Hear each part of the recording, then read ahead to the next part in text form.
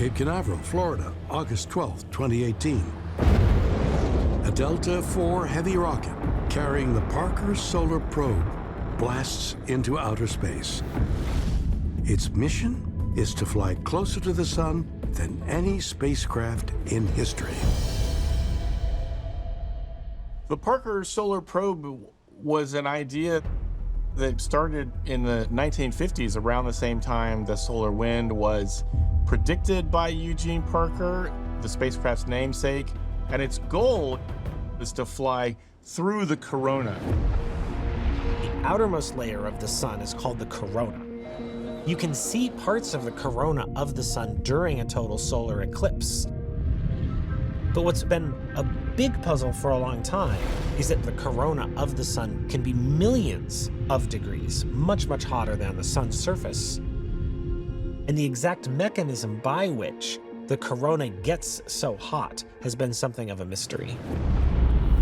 The surface temperature of the sun is estimated to be 10,000 degrees Fahrenheit. But its outermost layer, or corona, can reach an astonishing 2 million degrees. It's very, very strange to think that the Parker Solar Probe could not be obliterated by these kind of temperatures. And so, in order to survive that, there's a huge heat shield that is about 4.5 inches thick, and instruments sit behind this heat shield. And so engineers have figured out how to pull heat away from the front of the spacecraft. The Parker Solar Probe has not yet reached its point of closest approach, but when it does, it will plunge into the outer atmosphere of the sun, coming within 4 million miles of the surface of the sun itself. That's 7 times closer than the previous record holder.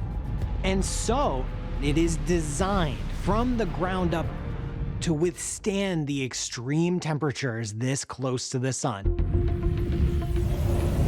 The Parker Solar Probe and its instruments can withstand temperatures as high as 2,500 degrees Fahrenheit. And in 2021, the spacecraft crossed a historic threshold when it reportedly touched the sun. When we say that the Parker Solar Probe touches the sun, it didn't touch the visible surface, but what it did touch is the transition between the sun and interplanetary space. And Parker Solar Probe has now actually made several passes in and out of this region, now giving us the first up close and personal measurements and understanding of this critical region of the sun's atmosphere. The chance to look at the sun closer than ever before really will offer a new opportunity to understand the physics of how the sun works and how stars work throughout the universe. Over the course of its 7-year mission, the Parker Solar Probe will collect data on solar wind, energy flow, and the explosive outermost part of the sun's atmosphere called the corona. Parker Solar Probe is now flying through the corona. And this is important because ultimately the corona is where this energy is released that is producing what we call the coronal mass ejection, or CME. CMEs are when the surface of the sun gets stirred up and some of the material below gets churned up to the surface, and these streamers can go millions of miles out into space and let off a tremendous amount of ionizing radiation. CMEs can create a spray of particles close to the speed of light. And this amounts to a very intense blast of electromagnetic radiation. And that is incredibly hazardous and can heat up the Earth's atmosphere. And we can feel how intense it is here on Earth.